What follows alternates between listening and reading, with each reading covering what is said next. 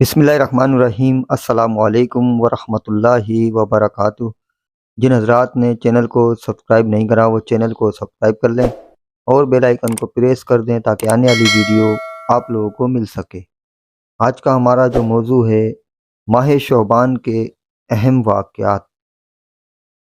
قمری مہینہ شعبان عربی لفظ شعب سے بنا ہے جس کے معنی شاخ در شاخ ہونا، متفرق ہونا اور فاصلہ و دوری کے ہیں۔ بعض علماء کرام نے فرمایا کہ اس کو شعبان اس لیے کہتے ہیں کہ اس میں روزہ داروں کے لیے نیکیاں شاخ در شاخ ہوتی ہیں، نیز چونکہ اللہ تبارک و تعالیٰ اپنے بندوں کے لیے سال بھر ہونے والے امور اور بندوں کو ملنے والا رزق اسی ماہ میں منشاب یعنی تقسیم کرتا ہے، اس لیے بھی اس مہینے کو شعبان کہا جاتا ہے۔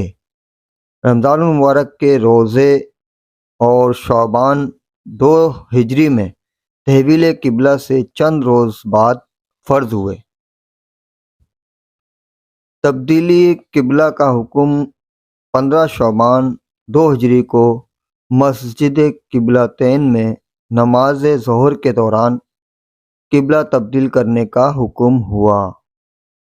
سیدنا امام حسین مدینہ منورہ میں ہجرت کے چوتھے سال 5 شعبان کو پیدا ہوئے۔ بعض روایت میں اختلاف بھی ہے لیکن زیادہ تر یہی روایت ہے۔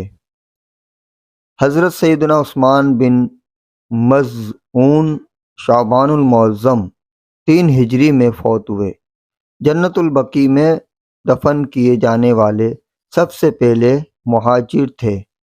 نبی کریم صلی اللہ تعالیٰ علیہ وسلم کے رضائی بھائی بھی۔ قدیم الاسلام حبشہ و مدینہ دونوں جانب ہجرت کرنے والے سادہ نیک طبیعت کے مالک، کثرت سے عبادت کرنے اور روزے رکھنے والے اصحاب صفہ اور بدری صحابہ میں سے تھے۔ غزوہ بنو مستلق 5 ہجری میں ہوا۔ اس کے لیے حضور اقدس صلی اللہ تعالیٰ علیہ وآلہ وسلم 2 شعبان کو 700 صحابہ کی معیت میں نکلے۔ حضرت عائشہ و حضرت ام سلمہ بھی ساتھ تھیں۔ حضور اکرم صلی اللہ تعالیٰ علیہ وسلم یکم رمضان کو واپس پہنچے۔ بنو مستلق مکہ و مدینہ کے درمیان 1 دن کی مسافت پر تھے۔ سریہ عبد الرحمن بن عوف 6 ہجری میں ہوا۔ اس سریہ کے لیے حضور اقدس صلی اللہ تعالیٰ علیہ وآلہ وسلم نے اپنے دست مبارک سے حضرت عبد الرحمن کی دستار بندی کی اور 700 کا لشکر دے کر روانہ فرمایا۔ بیشتر لوگ اس موقع پر مسلمان ہوئے، باقی لوگوں نے جزیہ قبول کیا۔ یہ سریہ 2 الجندل میں ہوا۔ سریہ حضرت علی بن ابو طالب 6 ہجری میں ہوا۔ 100 افراد کی معیت میں یہ سریہ فدق خیبر کے قریب بھیجا گیا جو مدینہ سے تقریباً 6 دن کی مسافت پر ہے۔ یہاں قبلہ بنو سعد بن بکر آباد تھا۔ آپ رضی اللہ عنہ کامیاب لوٹے اور ساتھ میں 5 اونٹ اور 2000 بکریاں لائے۔ سریہ بشیر بن سعد انصاری شعبان 7 ہجری میں ہوا۔ آپ صلی اللہ علیہ وسلم نے 30 سواروں کے ساتھ بنو مرہ کی طرف وفد بھیجا۔ اس میں اسامہ بن زید، ابو مسعود حیدری، کعب بن عجرہ شامل تھے۔ سریہ امیر مومنین عمر بن خطاب 7 ہجری میں ہوا۔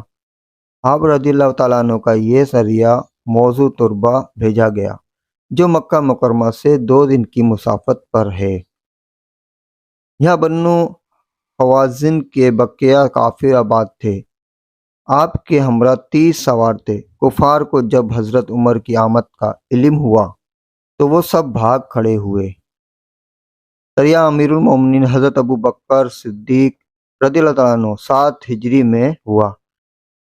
آپ کا سریہ نجد میں بنو کلاب کی طرف روانہ کیا گیا جو کلاوی القرا کی جانب آباد تھے۔ سلمہ بن الکو سے روایت ہے کہ دشمن کے چند افراد قتل اور قید ہوئے۔ آپ صحیح سالم مدینہ منورہ واپس آ گئے۔ عدد بن خاتم جو کہ مشہور سخی حاتم طائی کے بیٹے تھے، شعبان 9 ہجری میں مسلمان ہوئے۔ وفات حضرت ام کلثوم 9 ہجری میں ہوئی۔ بنت حضرت صلی اللہ تعالی علیہ وسلم ام کلثوم حضرت عثمان غنی کے عقد میں تھیں۔ ان سے کوئی اولاد نہ تھی۔ 9 ہجری قبیلہ ثقیف جن کا تعلق طائف سے تھا، ان کی ایک بڑی تعداد نے حضور اقدس صلی اللہ تعالی علیہ وسلم کی خدمت میں آ کر بیعت کر لی۔ آپ صلی اللہ تعالی وسلم سے ان میں سب سے باصلاحیت اور کم سن حضرت عثمان ابن ابی العاص کو امیر طائف مقرر فرمایا۔ حضرت فاطمہ رضی اللہ تعالیٰ عنہ کا وصال ماہ شعبان 11 ہجری میں جنت کی عورتوں کی سردار اور حضور صلی اللہ تعالی وسلم کی لاڈلی بیٹی حضرت فاطمہ رضی اللہ تعالیٰ عنہ کا وصال ہوا۔ حضرت سیدنا ابو عبید بن مسعود ثقفی شہادت شعبان 13 ہجری اجلا صحابہ میں سے ہیں۔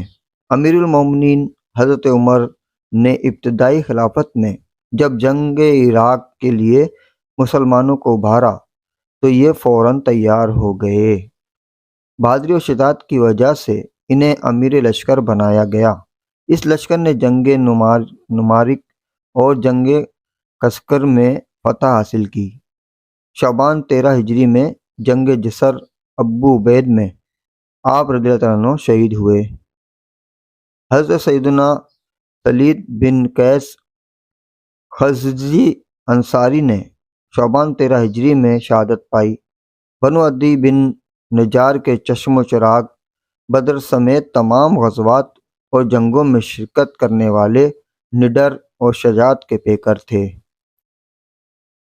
آپ رضی اللہ عنہ سے ایک حدیث بھی مروی ہے۔ آپ رضی اللہ تعالیٰ عنہ نے جنگ جسر ابو عبید جسے جنگ قیس الناطف اور جنگ مروہ بھی کہتے ہیں میں حصہ لیا۔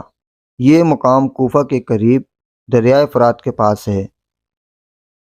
حضرت سیدنا اسید بن حضیر انصاری جلیل القدر صحابی مدنی قبیلہ بنی عبد الاشہل کے چشم و چراغ ذہین و فطن صاحب الرائے خوش الحان قاری قرآن بہترین کاتب لکھنے کی صلاحیت رکھنے والے اور جرات مند مجاہد تھے۔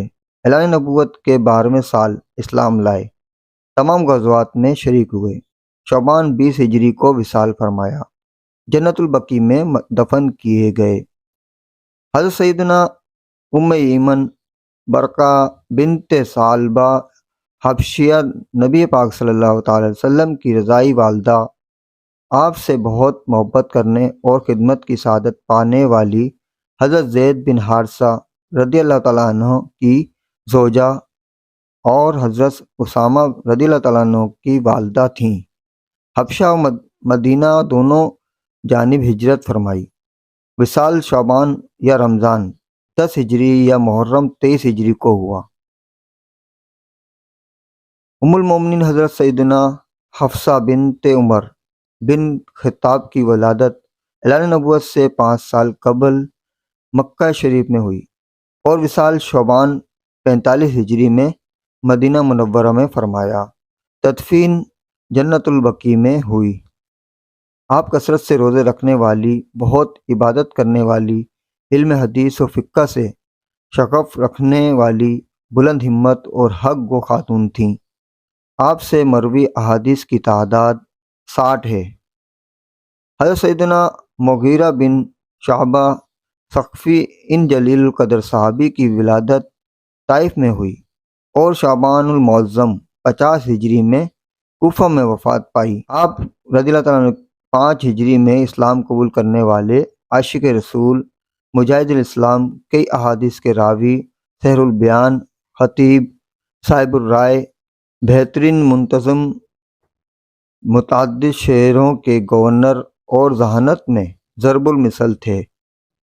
سیدنا امام اعظم ابو حنیفہ نعمان بن ثابت، وفات 2 شعبان 150 ہجری، مزار بغداد عراق میں مرجی خلائق ہے۔ آپ تابعی بزرگ، مجتہد، محدث، عالم اسلام کے مؤثر شخصیت، فقہ حنفی کے بانی اور کروڑوں حنفیوں کے امام ہیں۔ محمد بن ادریس شافعی 1 شعبان 204 ہجری کو شافعی مذہب کے بانی حضرت امام محمد بن ادریس شافعی کا 54 سال کی عمر میں انتقال ہوا۔ ان کی قبر قاہرہ شہر میں قرافہ کی ایک گلی میں واقع ہے۔ یہ تھے شعبان المعظم کے اہم واقعات۔ اللہ تعالیٰ سے دعا ہے کہ ہمیں بھی شعبان معظم میں زیادہ سے زیادہ نفلی عبادت کرنے کی اور نفلی روزے رکھنے کی توفیق عطا فرمائے، اور لوگوں عادات سے، لوگوں بدعات سے اور جو بھی خرافات ہیں ان سے بچنے کی توفیق عطا فرمائے۔ جن حضرات نے چینل کو سبسکرائب نہیں کرا وہ چینل کو سبسکرائب کر لیں اور بیل آئیکن کو پریس کر دیں تاکہ آنے والی ویڈیو آپ لوگوں کو مل سکے۔ السلام علیکم ورحمۃ اللہ وبرکاتہ۔ اللہ حافظ۔